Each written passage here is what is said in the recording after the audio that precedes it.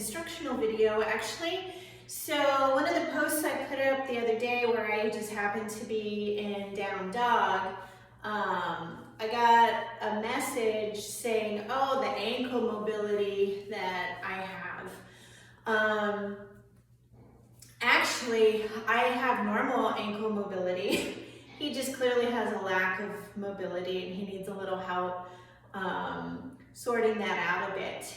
There's a lot that can be going on in the knee or in the ankle, but it could also be happening above as well. I'm just gonna go over some basics of what I like to show my classes to start opening up the ankle.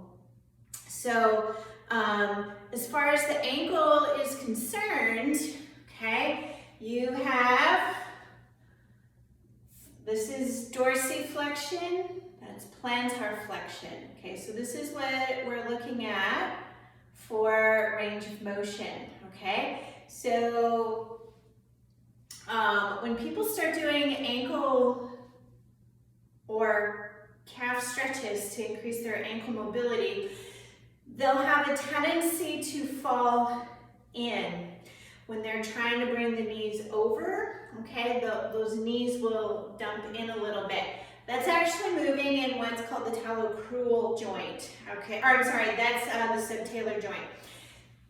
When the knee is going over the foot, flexing, pointing, foot staying in that nice, in its position, that's the talo-crual joint, okay? So if I'm doing my stretch or my strengthening for calves, what have you, squat and I dump in, like a lot of people will do for trying to get into a deep squat, okay?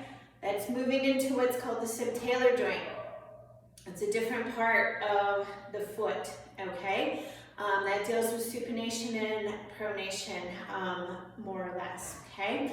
Now, when I'm teaching my yoga classes or even when I'm working with personal training clients out on the floor in the weight room, there's several things that I like to hit before I start doing anything that has to do with PDTR, okay? So you have the gastrocnemius and you also have the soleus that make up that big part of the calf. So we're just gonna go after the most obvious because that's what people like to do, okay? Obviously, right? All right, so if I'm gonna, in a classroom setting, if I'm going to stretch the, emphasize the soleus, which is this lower portion of the calf. I know I got black pants on a black mat. That makes it a little bit difficult to see, okay? So I'm gonna have somebody set up as closely to this as possible. Now, I have a lot of ankle mobility. This is not available to everyone. So you're just trying to get as close as you can to this particular place. You might find that your foot is way out here, okay? Which is fine, okay? I'm gonna go to where my foot can be, okay? My heel is grounded, okay? And my knee still lines up on that second toe. The middle of my kneecap lines up on that second toe, okay? Because if I come in here for this stretch, I am now not working and emphasizing that talo-crual joint. I'm moved into the sub-talor joint. This is not where I want to be, okay? So this is important. We're not trying to look, oh, look, this is where I have the most available range of motion. If your form is not lined up properly, then you're missing the intended area, okay? So, which is obviously why you're trying to stretch, right? Because there's not a lot of range of motion there, okay? So when I'm doing this in class, I actually will put my arm in between my thigh and my chest, and I just start to lean forward, okay? Now, as I lean forward, I keep the heel on the ground, okay? Now, some people will feel a stretch, some people won't feel a stretch. So when you're even though you know you're tight. If you don't feel a stretch, usually what I have people do is back out of it and then move back into it, okay? Now, you might now feel a stretch, okay? So I'm just gonna try to move out of the way a little bit. I might shift right to left, but not to dump my knee inward, okay? So if I go into the other side, okay, so we'll get into an angle, see if that's a little bit better to see, okay?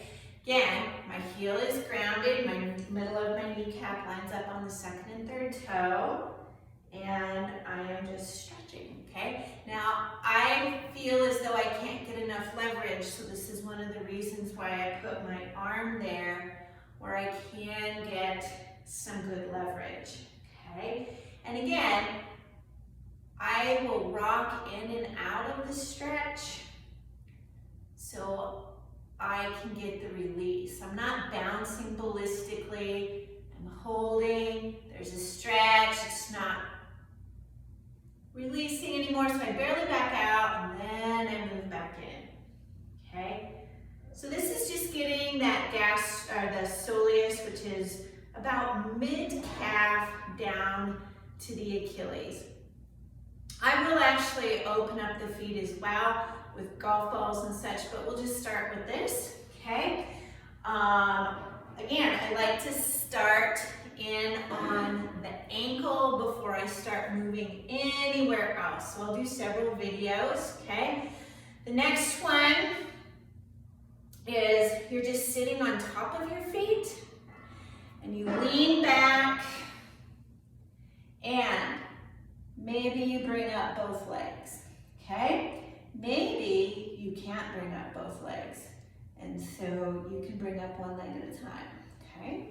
This is just getting the top of the ankle, okay? So on the top of the ankle, again, we're dealing with the main muscle that sits right here, which is anterior tibialis. It crosses the ankle joint, it's got to cross the knee joint. So it actually does have quite a big impact on the knee as well. But you also have a bunch of ligaments that are crossing over the foot, reticulum type ligaments here, so we can actually end up creating a bunch of adhesions on the top of the ankle. A lot of people don't like this stretch, and for good reason. It's because there's a lot of adhesions there, okay? But feel free to move around, get in and out of that stretch before we pop up and get into a gastrocnemius stretch. So this is pretty typical where you would be hanging off the edge of a step is more ideal. I'm not saying you can't go up against the wall, press that heel into the ground, bend the knee. That is an option, okay?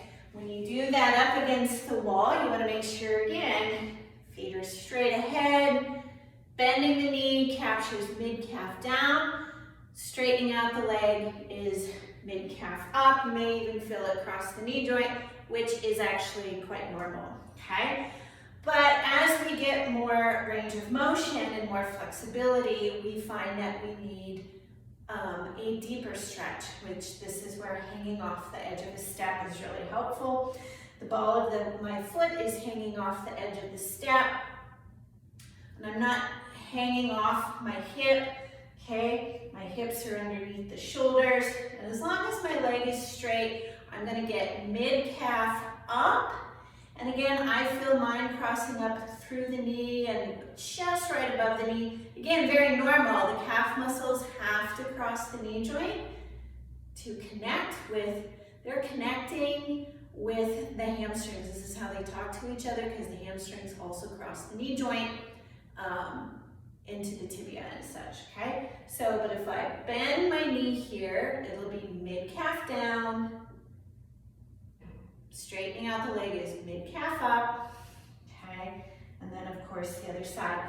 This is actually really important that you look at the feet to make sure that they are straight ahead. The temptation is to drop that heel in or Drop the heel out depending on what's going on. Now you may have tibial torsion going on, which would dictate where that foot goes.